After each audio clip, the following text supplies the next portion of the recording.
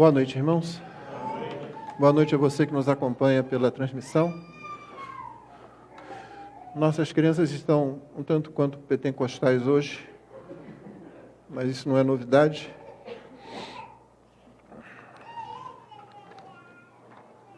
Depois elas aprendem a doutrina correta, mas eu espero que não percam o fervor.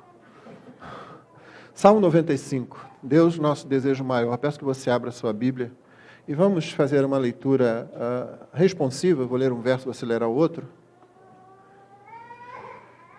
Mas você pode permanecer sentado como está. Salmo 95.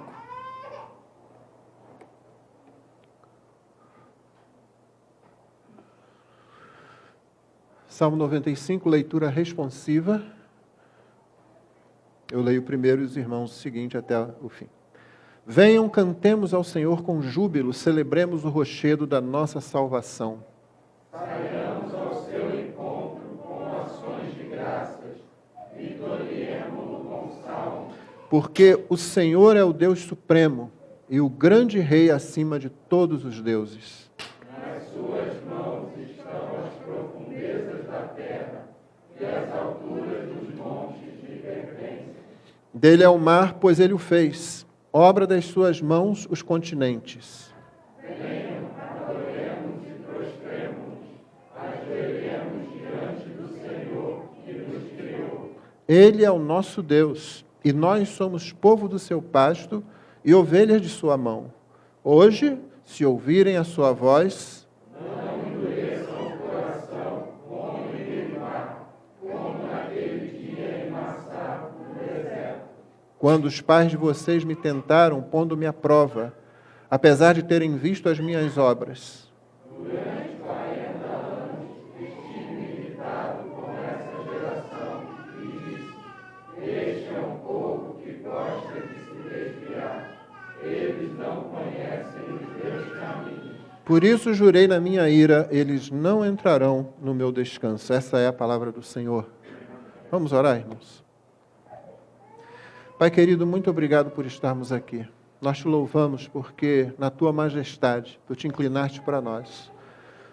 Na pessoa do Filho, o Deus Trino abandonou a sua glória, veio, tomou sobre si natureza humana completa, e como perfeito Deus e perfeito homem, entregou-se na cruz para que os nossos pecados fossem perdoados. Nós te louvamos, Senhor. Rogamos que tu nos ajudes a contemplar a cruz cada vez mais, com maior intensidade, maior compreensão, com maior amor por aquilo que Jesus fez e principalmente por quem Jesus é. Concede-nos a graça, Senhor, de nos submetermos a Cristo como grande Rei, como aquele que tem toda a autoridade, pois Ele recebeu toda a autoridade nos céus e na terra. Ajuda-nos a compreender que nós somos os últimos, que nós somos servos, mas que o nosso Senhor é vitorioso e que certamente levará para si, conquistará para si todos aqueles que o Pai lhe deu. Todos eles serão salvos, nenhum ficará de fora, nenhuma gota do sangue de Jesus será desperdiçada. Sua morte salvará todos que Ele veio salvar. E nós te louvamos porque, sem merecer, sem poder, sem querer, nós fomos inclusos nesse número, Senhor. Não porque tivéssemos qualquer coisa em nós mesmos, mas por causa da tua grande bondade. Ó Deus Pai, que nos elegeste na eternidade passada. Deus Filho, que te entregaste por nós. Deus Espírito, que aplicas a obra do Pai e do Filho aos nossos corações e às nossas vidas, na nossa história. Nós exaltamos a tua majestade, Deus Criador Redentor, que criou o universo, que redime a criação. Nós te louvamos, Senhor Deus, porque tu abençoas esta igreja local, na tua grandeza majestosa, na autoridade de Cristo que cobre o universo inteiro. Tu abençoas esta igreja local também. Tu abençoas cada uma das vidas aqui. Tu nos aproximas de ti, tu nos mantém perto de ti, Senhor Deus. Tu nos continuas a corrigir, a disciplinar e a nos manter na tua presença. Nós reconhecemos e te louvamos por isso, Senhor. Abençoa teu povo, Senhor, para que tenhamos cada vez maior desejo por Ti, maior desejo por Cristo, como acabamos de cantar, mais de Cristo, Senhor Deus. Que vejamos mais de Cristo, que compreendamos mais de Cristo, Senhor. Pai querido, que nós falemos mais de Cristo, proclamemos mais de Cristo, Senhor Deus. Ó sim, Senhor, que nossa vida seja impregnada da pessoa de Jesus. Nosso amor por Cristo aumente cada vez mais e que Teu nome seja assim glorificado. Abençoa-nos nesta noite, como já temos Te pedido e como já tem nos abençoado. Abençoa os que não estão presentes aqui, Senhor Deus, principalmente aqueles que estão lutando com alguma dificuldade de saúde. Nós rogamos, Senhor Deus, a Tua bênção sobre cada um. Queremos pedir, Senhor Deus, por aquelas famílias que foram atingidas pela tragédia de ontem lá em Capitólio. Tenha misericórdia, Senhor, e que esse evento aproxime muita gente de Ti, Senhor, diante da realidade, o choque da realidade de que nossa vida é frágil, nada vale, Senhor Deus. E nós pensamos que estamos no controle da situação e de repente não estamos, de repente percebemos que não estamos.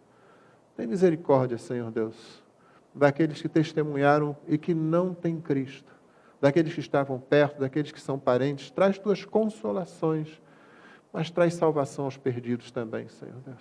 Eles percebam o perigo em que estão, podendo partir desta vida para a eternidade, de um momento para o outro, sem estar preparados, ó Deus. Que na Tua bondade e misericórdia, o Teu Espírito os alcance, Senhor. Obrigado, Senhor, porque o Senhor tem nos consolado, tem nos fortalecido e tem nos encorajado. Obrigado por aqueles que têm sido abençoados pelo ministério desta igreja, pela pregação, pela transmissão, pelo ensino, pelo testemunho dos membros desta igreja, dos crentes que fazem parte desta igreja. Continua, Senhor Deus, a alcançar pessoas, crentes e não crentes, crentes que estão em lugares, que estão em congregações que abandonaram a pregação do genuíno Evangelho. Não crentes que estão ao nosso redor e carecem desesperadamente de salvação, Pai. Ouve a nossa súplica, Senhor. Nós oramos agradecidos e quando abrimos a Tua palavra, nós nos aproximamos dela com temor e tremor. Nós nos aproximamos em humildade, pedindo que o Teu Espírito Santo aplique a Tua palavra a cada vida aqui presente. E que Tu Te agrades de também alcançar aqueles que estão ao alcance da nossa transmissão ou da gravação. Assim nós oramos no precioso nome de Jesus. Amém. O Salmo, como você viu, ele começa com uma explosão de júbilo e um convite entusiasmado. Não foi isso que você percebeu? Venham, cantemos ao Senhor com júbilo, celebremos o rochedo da nossa salvação. É um convite que continua tomando força, aquela repetição de ênfase. Saiamos ao seu encontro com ações de graças, vitoriemos-o com salmos. É entusiasta o convite, e deveria ser sempre. Deveria haver sempre entusiasmo toda vez que nos aproximamos da hora do culto congregacional. Eu espero que você tenha isso na sua vida devocional particular, individual. A alegria de estar com o Senhor, mas eu sei que nós lutamos muitas vezes para manter uma vida devocional constante. Irmãos, é preciso tomarmos cuidado aqui para não nos tornarmos legalistas. Senão nós vamos acabar achando que a leitura diária da Bíblia é que nos fará realmente crentes mais fortes. E certamente ela colaboraria muito para isso. Oração todos os dias, tempo com Deus também, mas nós podemos facilmente transformar essas coisas em uma expressão legalista, ritualística, sem entusiasmo nenhum, apenas um dever a ser cumprido. E se nós o fizéssemos como dever, porém conscientemente, ainda assim seria bom, mas muitas vezes nós demandamos mesmo para uma espécie de legalismo frio. Temos que fazê-lo. Não fiz hoje. E aí vem o diabo com a acusação, você não orou ontem. Você não se preparou ontem à noite para os cultos de domingo. Você não leu a Bíblia essa semana como deveria ter lido. Você só leu 2 dias numa semana que tem 7. Você percebe a tensão aqui? Porque de um lado, sim, você deveria estar separando tempo para estar com o Senhor em oração e leitura da sua palavra. Aliás, principalmente lendo a palavra dele para que as suas orações sejam orações. Senão elas se tornam apenas uma espécie de catarse gospel. Apenas uma espécie de botar para fora. Oração tem que ser informada pela Escritura, tem que ser orientada pela Escritura. Aliás, estamos no livro dos Salmos, que tem sido o grande livro orientador das orações da igreja já por séculos. E nós devemos cultivar a vida de oração e cultivar a vida de leitura da Bíblia, nós devemos fazer isso sim. mas sem descambar para o legalismo. Precisamos ter o entusiasmo do salmista. E essa explosão de júbilo, ela sempre se transforma nos salmos, pelo menos na maioria das vezes, num convite entusiástico também, para que outros venham. É interessante, basicamente o salmista nunca quer fazer isso sozinho. Ele quer que outros venham, porque ele conhece o Senhor a quem está servindo. Ele sabe que é bom. Quando você convida alguém para vir ao culto, você convida alguém para vir ao culto da sua igreja, um amigo, um não crente, ou mesmo alguém que seja crente, acho que você vê que está numa igreja que tem deixado a desejar, muitas vezes tem abandonado a própria pregação do Evangelho. Como que você o faz? Entusiasticamente? Ou você convida como se estivesse quase pedindo desculpas por fazê-lo? Faça com entusiasmo. Ele talvez te ache ridículo. E daí, você viu hoje pela manhã, Paulo se considerava como condenado à morte. E na sequência, no texto que ainda não vimos, ele vai dizer, olha, vocês são nobres, nós os apóstolos, somos desprezíveis. Paulo estava bem consciente da realidade, bem consciente de que aqueles que foram criados para refletir a glória de Deus, deram as costas para Deus e se tornaram mortos. E uma vez que eles foram resgatados da morte para a vida, a realidade estava patente para Paulo. Por isso ele não se importava. É como uma frase que é atribuída a Spurgeon, eu não verifiquei, mas a frase tem muito muito de verdadeiro. Eu vi em algum lugar e acho que estava lá alguém atribuindo a Spurgeon, mas esquece o Spurgeon e se fixa na frase, que diz assim, você está me ofendendo aí, me chamando de alguma coisa, quando os hinos que eu canto no domingo me chamam de algo muito pior. Talvez a gente tenha que melhorar nossas canções aqui, né? Talvez a gente não esteja se chamando do que realmente a gente se é. Como o miserável homem que sou, de Romanos 7, de Paulo. Então, Paulo tinha essa ideia, então ele não está preocupado com isso. Então, talvez seu amigo, sua amiga, seu colega de trabalho, seja crente ou não, vai olhar para você assim, achar você meio ridículo. Talvez vai achar você um tanto quanto entusiástico demais. Quem sabe ele já vai pular logo para dizer que você é algum tipo de fanático. Não tenha problema com isso, não tenha medo. Eu me lembro de um texto que eu li, um artigo que eu li numa revista há muitos anos, sobre uma moça, e ela dizia o seguinte, que ela estava no metrô em Nova York, na plataforma esperando o metrô, quando ela viu uma outra moça, uma outra jovem, bem próxima da linha do trem, da beira da plataforma, e à medida que o sinal apontava que o próximo trem ia chegar, ela se aproximava mais, e ela se aproximava mais. E ela ficou em dúvida, essa menina, eu acho que ela vai se atirar, acho que ela quer se suicidar. Eu tenho que fazer alguma coisa. Mas aí ficou com vergonha. Dizia assim, mas se não for, eu vou chegar lá, vou passar maior vergonha, ficar com a cara grande ali, né? E ela só está ali próxima, está acostumada a fazer isso todo dia, viaja todo dia. Então ela parou e ficou, mas depois ela pensou, mas para lá, se ela realmente estiver querendo se suicidar, eu vou salvá-la. Se ela não estiver querendo se suicidar, eu só vou passar vergonha, eu peço desculpas e saio. Então ela foi lá e falou com aquela menina, que realmente estava pensando em dar fim à própria vida. Não tenha medo de passar vergonha. Tenha medo de passar vergonha, como diz Pedro, como salteador, como marginal, como ladrão, como desonesto, como mentiroso. Nisso a gente deve ter medo de passar vergonha. Agora, por compartilhar o Evangelho, por fazer um convite para vir à igreja onde você sabe que se vai ouvir o Evangelho pregado, não ligue para isso, não. Seja entusiástico como o salmista. Faça um convite entusiástico como o salmista. Venham, vamos cantar com júbilo, vamos celebrar o Senhor, rochedo da nossa salvação. Todas as expressões que vocês estão acostumados, né?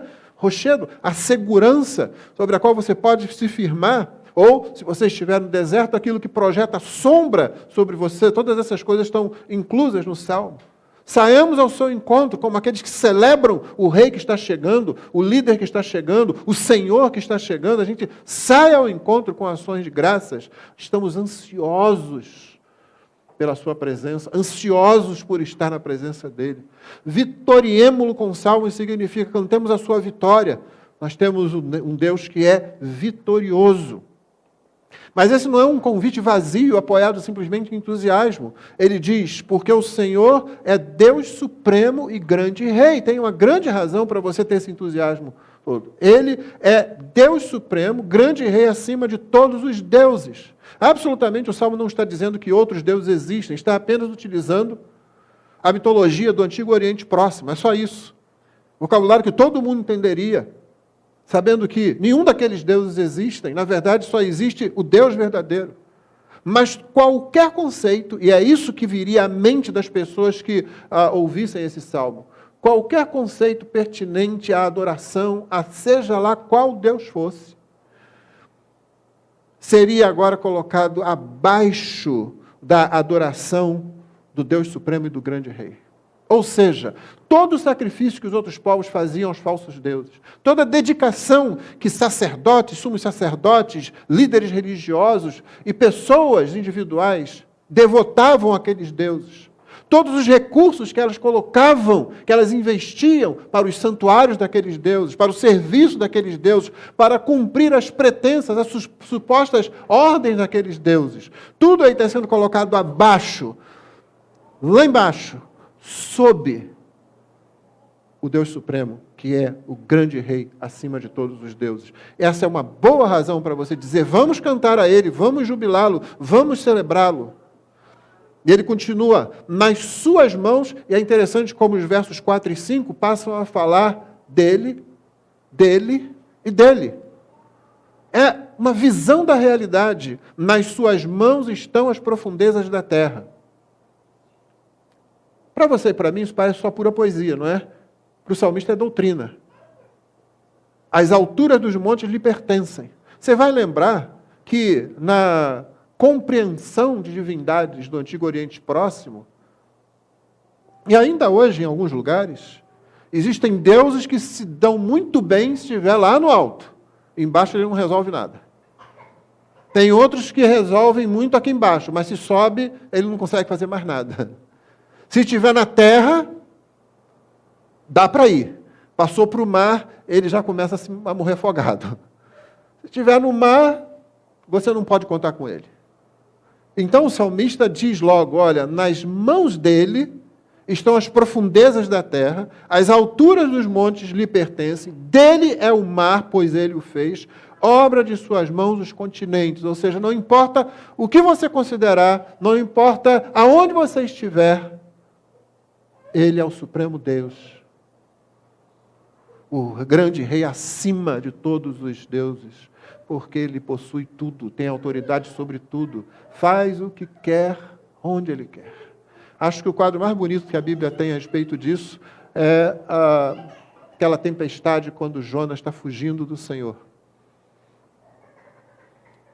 E para Jonas não era novidade, mas para aqueles marinheiros que adoravam outros deuses, eles deviam estar apavorados, achando, mas que Deus é esse, que sai lá da terra e vem aqui para o mar fazer isso que está fazendo?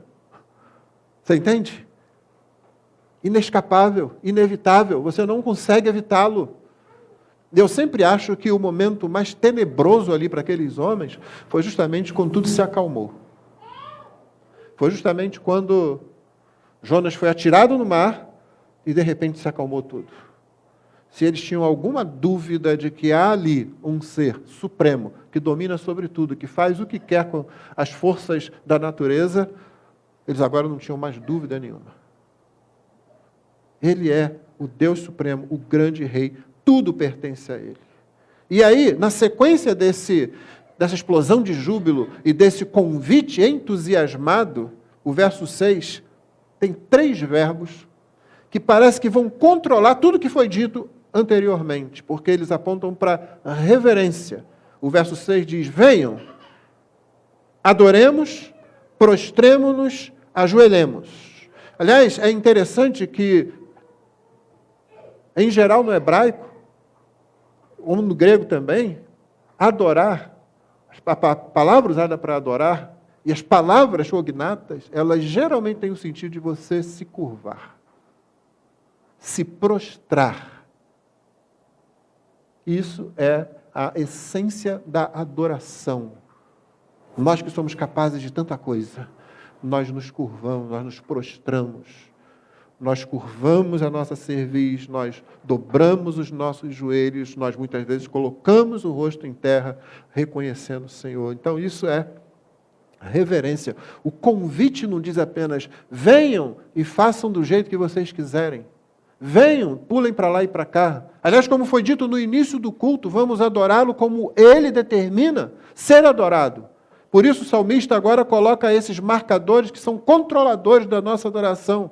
Sem isso, o culto se torna apenas, ou corre o risco de se tornar apenas uma demonstração de estridência e autocomplacência, que é o que tem acontecido em muita igreja. Sem esse senso de reverência diante do grande rei, parece que é apenas uma celebração, uma grande festa que nós vamos fazer do jeito que a gente achar melhor. Vamos botar para fora, novamente, virou catarse gospel, não virou mais adoração. A adoração, ela tem que envolver esse senso de, se eu estou aqui e eu não mereço estar aqui, eu devo estar ajoelhado diante dele. Eu devo estar prostrado diante dele. Eu devo estar adorando, curvado diante dele. Agora, isso é interessante, porque novamente temos tensão aqui, porque quando você se aproxima dele com essa atitude, há alegria em seu coração, e aí você novamente levanta, e você quer olhar para cima, mas já não é mais com nenhuma atitude arrogante, não é mais com nenhuma atitude de eu determino o que vai ser, não, é expressão genuína de alegria. Ele me salvou, eu posso adorá-lo, e foi Ele quem fez isso, foi Ele quem me capacitou, foi Ele quem mostrou como fazer, foi Ele quem trabalhou em mim para que eu pudesse fazê-lo do jeito certo. Então o verso 6 tem isso, esse controle, esse tom de reverência nesses 3 verbos, e o salmista continua, diante do Senhor, ou seja, adoremos, prostremos-nos, ajoelhemos, diante do Senhor que nos criou. Ele é o nosso Criador. No Apocalipse você vai encontrar esse cântico lá. Tu és digno, Senhor, porque tudo criaste, sim, por tua palavra, tudo foi criado. Ou seja, Deus tem dignidade por causa disso. Eu continuo repetindo muitas vezes, irmãos, que nós somos parecidos com adolescentes, rabugentos, rebeldes e tolos, que acham que se fizeram, se produziram. Nós, seres humanos, de modo geral, fazemos exatamente isso. Parece que nós criamos o planeta, parece que nós sustentamos a nossa vida, nós somos muito arrogantes. O salmista sempre vem nos lembrar, e a Bíblia sempre vem nos lembrar, foi Ele quem nos criou. E sim, Ele não perguntou a nenhum de nós se nós queríamos existir ou não, Ele resolveu e o fez. Não adianta nem a gente dar uma daquela de filho rebelde que diz, eu não pedi para nascer. Eu lembro de uma historinha que um filho dizia isso para os pais, e o pai, muito chateado, respondeu, se tivesse pedido, nós não teríamos atendido. Mas Deus não presta contas desse jeito, nem está interessado. Ele decide e Ele faz. E uma vez que você foi colocado por Ele, é para refletir a glória dEle. E se isso não está acontecendo, tem que se correr para Ele, a fim de se corrigir essa situação. Versículo 7 mostra que esse Deus, que é o nosso Criador, que é o Deus Supremo, que é o grande Rei, que exige, que demanda essa reverência, que deve ser celebrado com júbilo, cantado com ações de graças. Ele não é um Deus estranho, nem é um pastor mercenário. É o Deus pastor. Ele é o nosso Deus e nós somos povo do seu pasto e ovelhas de sua mão. Agora, qualquer hebreu entende o que isso quer dizer. Essa relação do pastor e das ovelhas, do cuidado, da dependência, do sacrifício, da atitude sacrificial de um pastor com as suas ovelhas, com o seu rebanho. Isso encaixa bem. Nós sabemos muito disso porque lidamos com a Bíblia, então aprendemos, já que dificilmente tem algum criador de ovelhas aqui.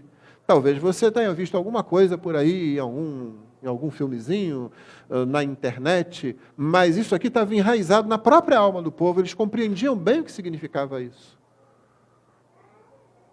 Então, esse texto fala de intimidade. Nós temos um Deus pastor. É um Deus que cuida do seu rebanho. É um Deus que guia o seu rebanho, protege o seu rebanho, alimenta o seu rebanho. E o salmista vai terminando essa primeira parte dizendo: Ele é o nosso Deus, nós somos povo do seu pasto, ovelhas da sua mão, e não pode haver melhor pastor que esse. Ovelhas não podem estar em melhores mãos do que as mãos do Deus pastor, que é o Deus supremo e o grande rei, acima de todos os deuses. Essa é a primeira parte, com essa explosão de júbilo, convite entusiasmado, mas ainda dentro dessa primeira parte, ele diz: hoje, se ouvirem a sua voz, e é interessante que o hebraico não tem exatamente uma palavra para obedecer, mas geralmente ouvir é usado. E aqui o sentido não é ainda esse de obedecer, mas já está apontando nessa direção do que se deve acontecer. E então, para que essa divisão de parágrafo, não é uma divisão de versículo simplesmente, mas de parágrafo mesmo. É como se estivesse pondo 2 pontos aqui. E agora quem está falando é o Senhor. E eu vou chamar essa segunda e última parte de um balde de água fria. Porque você veio aí com todo entusiasmo e vem e tal, e de repente o salmista parece que muda tudo. E achei interessante aqui que um comentarista anotou muito corretamente que o Salmo sacrifica a graciosidade literária, sacrifica a graciosidade literária à urgência moral. Existe um aspecto moral que é urgente, e o salmista, que vinha com todo esse cuidado, com toda essa beleza, com todo esse entusiasmo, com essa coisa assim que vai nos envolvendo e finalmente dizendo: olha, nós somos ovelhas do seu pastoreio, nós somos ovelhas da sua mão, e de repente hoje, se vocês ouvirem a sua voz, e aí ele começa: não endureçam o coração. Sim, ele sacrifica a graciosidade literária à urgência moral. O que ele está dizendo aqui é: estamos falando de adoração, estamos falando de algo muito sério. Irmãos, percebem como uma igreja pode simplesmente diluir a adoração, diluir o culto, quando ela tenta satisfazer o que ela acha que é a necessidade das pessoas que vêm ao culto, sejam crentes ou não, ao invés de buscarem na Escritura a orientação do que fazer, de como colocar Deus centralizado. E nós sabemos que isso acontece quando Cristo é centralizado no culto. Verso 8: não endureçam o coração como em Meribá, como naquele dia em Massá. Não é difícil você ver o significado dessas palavras, disputa e provação, mas o interessante aqui é que uma registra lá bem a primeira disputa, a primeira intriga do povo com Deus. Em Refidim. Isso está em Êxodo 17. Não tem água aqui. E começa a reclamar. Mas Massá, provação, tipo, tentando a Deus, está no outro extremo, está no final. Isso é Números 20, lá em Cádiz, já. E foi o episódio que fez com que Moisés acabasse não entrando na Terra Prometida. Porque tornaram a reclamar de novo. E Deus tinha, há pouco tempo atrás, exercido juízo por uma outra situação, e muita gente morreu. Eles chegam ao ponto de dizer assim: quem dera nós tivéssemos morrido com os outros, para não morrer de sede aqui. Aí Moisés ficou tão enfurecido com isso, e quando Deus disse para ele falar a rocha, ele vai lá e bate 2 vezes, ele acaba não santificando a Deus diante do povo, ele não entra na Terra Prometida, em função desse evento aí, as consequências desse evento aí. Mas é interessante que aqui o salmista cita um episódio no começo da caminhada no deserto, um episódio no final da caminhada no deserto. Porque isso caracteriza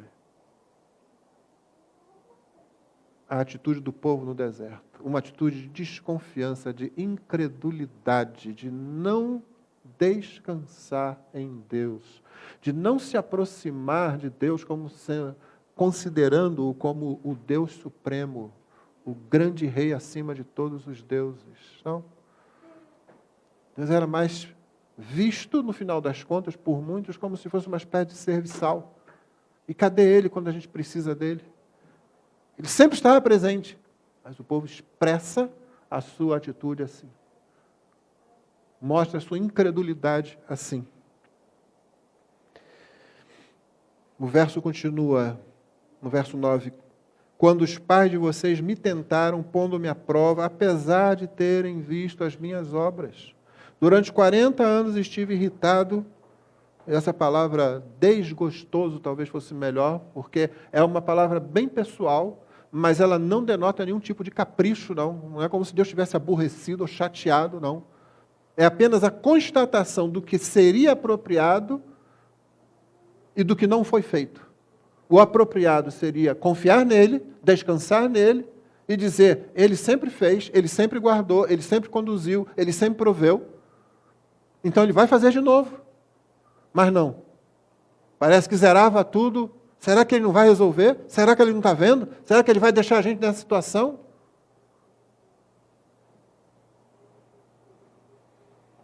Estive irritado com esta geração e disse, este é um povo que gosta de se desviar, eles não conhecem os meus caminhos. Note, isso aqui é a segunda parte de um texto que começou, venham adorar o Senhor, vamos cantar com júbilo, entusiasticamente chamando todo mundo para vir, porque Ele é o grande Rei, é o grande Deus, é o Deus Supremo.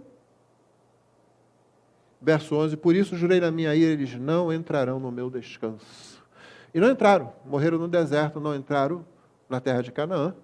Mas Hebreus 4, aliás, entre os capítulos 3 e 4, eles utilizam, o autor utiliza esse mesmo salmo e aplica isso à vida cristã, ao descanso cristão, à salvação, à remissão dos pecados.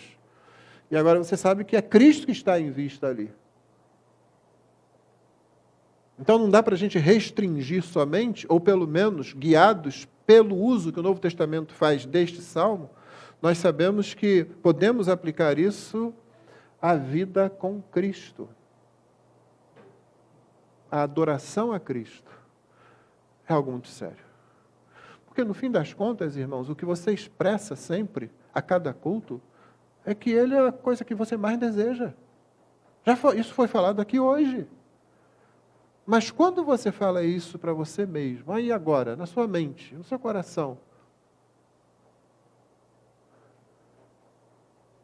você consegue manter essa palavra? É o que eu mais desejo a Ele. Não. Dificilmente. Você vai olhar para a sua vida e vai ver, ainda bem que nós temos aquela oração de confissão de pecados dominicalmente aqui. Mas, meu irmão, não se espante não, novamente, não vamos ser legalistas. Né? Nenhum de nós vai amar a Deus como deveríamos amar. Eu me lembro do saudoso R.C. Sproul, quando ele disse assim, olha, que você ame a Deus de algum modo, isso já é uma grande obra da graça. Não fique preocupado, quer dizer, não fique preocupado a ponto de se tornar legalista, achando que eu tenho que fazer alguma coisa, como é que eu aumento o meu amor? O caminho não é esse, não. Comece a fazer aquilo que falamos pela manhã, a se espantar, a se maravilhar. O fato, mas eu o amo. Em algum grau eu o amo. Eu o odiava, eu estaria odiando, eu estaria detestando. Eu estaria falando exatamente o que o povo lá no deserto fez, se ele não tivesse vindo me salvar, se ele não tivesse conquistado meu coração, se ele não tivesse operado salvação em mim, eu estaria fazendo a mesma coisa. Continuaria com o punho erguido para ele, continuaria dizendo, não preciso de ti. Mas não é isso que acontece. E mesmo quando você erra, mesmo quando você sabe que é infiel a ele, daqui a pouco você volta. É a teologia do Chapolin, não é? Volto com arrependido, não é isso? É Chaves? Dá no mesmo, é o mesmo cara. Vocês sabem disso.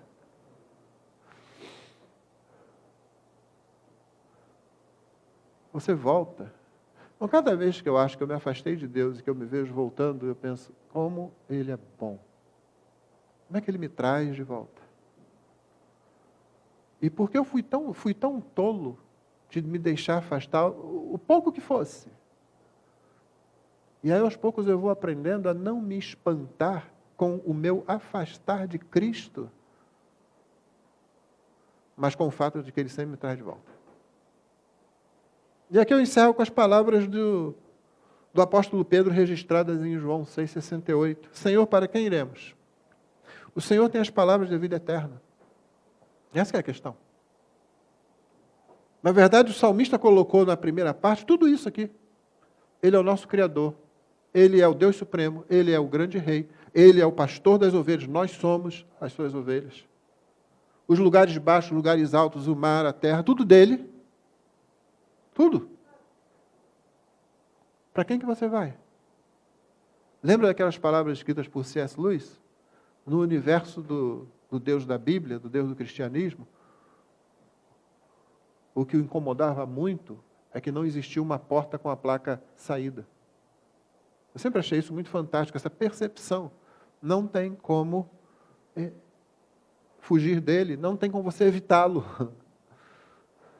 O suicida, aquele que acha que a vida está muito ruim, se desespera, dá cabo da própria vida, vai encontrá-lo do outro lado. Não tem como. Ele não fugiu de nada. Ele vai encontrar o Criador. É por isso que só existe um lugar para a gente fugir de Deus. Ele mesmo. Não tem outro lugar. Você foge de Deus quando você vai para Ele mesmo. É o único lugar. É por isso que o salmista diz, venham, cantemos. Quando alguém pensa, não, eu vou resolver de outro jeito, essa pessoa vai, bate aqui, bate lá, até que ela vê, não vai dar, e ela volta, e o salmista, não falei? Vem! Vamos louvá-lo, vamos cantar com júbilo, vamos sair ao seu encontro com ações de graças, vitoriemo-lo com salmos. E ele continua o convite. É isso que nós vamos continuar fazendo, irmão. Só que agora apresentamos Cristo. Mais do que um convite, vinde, como o salmista faz aqui, venham adorar a Ele. Nós anunciamos que Ele veio na pessoa de Cristo. A impressão que dá não é que Ele está mais ansioso do que nós? O convite é feito, venham, desde o Antigo Testamento, venham. Israel, você sabe, era uma vitrine. Os outros povos olhariam para ali e começariam a perguntar, gente, que gente sabe é essa? Que leis são essas? Israel nunca foi realmente uma boa vitrine. Os poucos momentos aqui e ali. Mas parece que o Senhor estava muito mais ansioso e Ele veio. Ele veio ao nosso encontro. Nós tínhamos que sair ao encontro dEle com ações de graça. Ele veio ao nosso encontro. Talvez uma figura muito boa disso seja Zaqueu. Aquele que subiu na árvore e cantou, entra na minha vida. Não, esquece. Não cantou nada disso. Ele estava tentando se esconder ali. Você sabe disso. Ele estava dizendo, eu quero ver, mas não quero chamar atenção. Não fica bem para um cobrador de impostos chamar atenção. Ainda mais se você não tem estrutura física assim, né? Para pelo menos encarar. Não é um Dig da vida, é um Levi. Então, melhor, né, ficar quietinho aqui. Agora você imagina, Zaqueu, eu sempre imagino isso. Sinto muito, Levi, não tem jeito, cara. Eu sempre imagino Zaqueu começando a ficar apavorado. Ele sobe na árvore, né? Bom, vou ficar daqui olhando quietinho. Aí Jesus está lá, e aquela multidão. E aí Jesus está vindo. E continua vindo. E daqui a pouco parece que traçou uma linha reta direto para aquela árvore. Não é possível. Ele só vai passar aqui perto. Ele vai passar... Não, ele está vindo direto. Não, peraí. Imagina que Zaqueu deve ter pensado, acho que eu vou pular daqui. Correr enquanto dá tempo. Mas só que ele não sabe o que fazer. E talvez fosse alto demais. Qualquer altura para ele era alta. Então, quando ele vê Jesus está lá embaixo, dizendo para ele, apontando, você imagina isso? Eu me lembro de um conto de Carlos Drummond de Andrade. Um sujeito, não sabe por quê, num dia de chuva, esses dias aí, ele resolveu colocar um par de galochas no pé. Alguém sabe o que é galocha? Então, eu vi, meu pai usava galocha. É interessante, você praticamente chegava totalmente seco em casa. Botava um par de galochas, uma capa de chuva, o guarda-chuva, quando você tirava, o pai vinha de terno, gravata, sapato, tudo seco. Eu com maior chuva. Era fantástico aquele negócio, só que ela caiu em desuso. E o Drummond escreve esse conto, né, assim, uma crônica, né, dizendo que esse cara, ele... Então, não sabe por que já tinha caído em desuso, mas estava lá e tinha um par de galochas, aí estava chovendo, ele resolveu, vou botar isso. E botou. E foi, e saiu, e ele, antes de ir direto para o trabalho, ele tinha que passar num restaurante comer alguma coisa, então ele foi no restaurante, chegou lá com chuva e tal. E aí ele tirou tudo, botou a galocha lá e tal.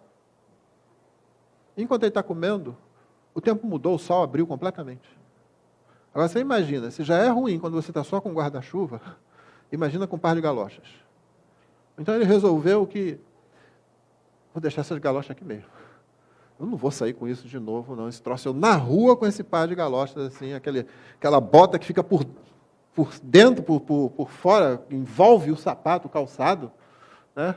Aí ele paga a conta, deixa ela lá, e quando ele está chegando na porta, o garçom, muito solícito, grita lá da mesa dele: "Ei, senhor esqueceu o seu par de galochas aqui." Agora imagine o Zaqueu.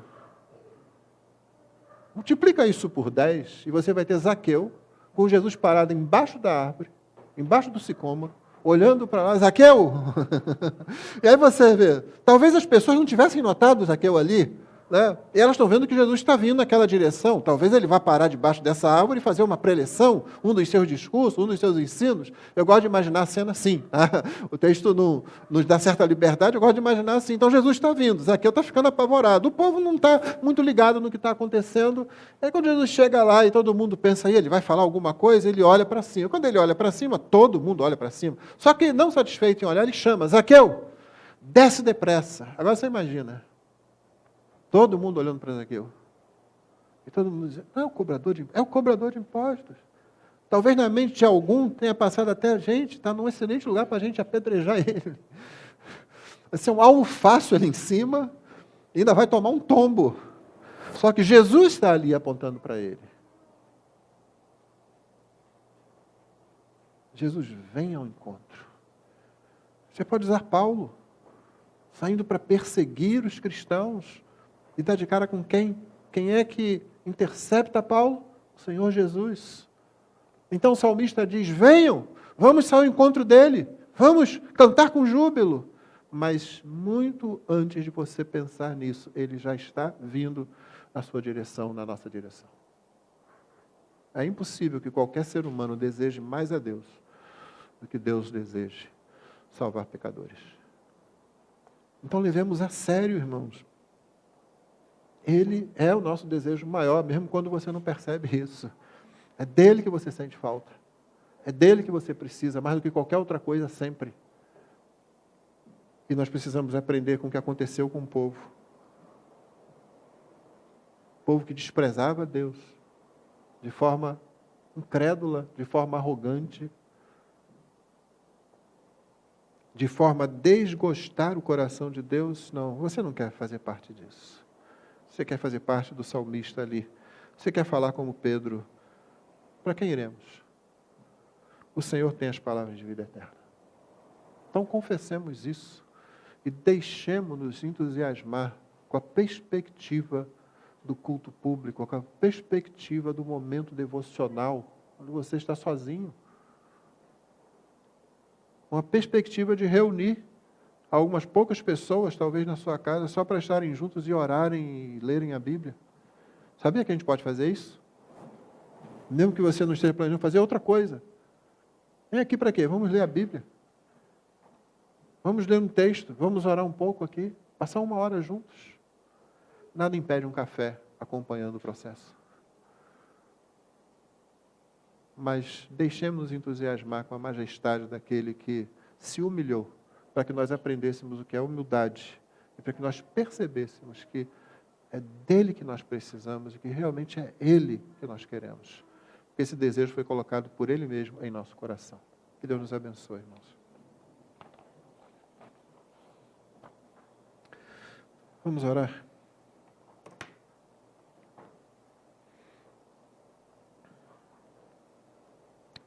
Pedir a você que fique de pé.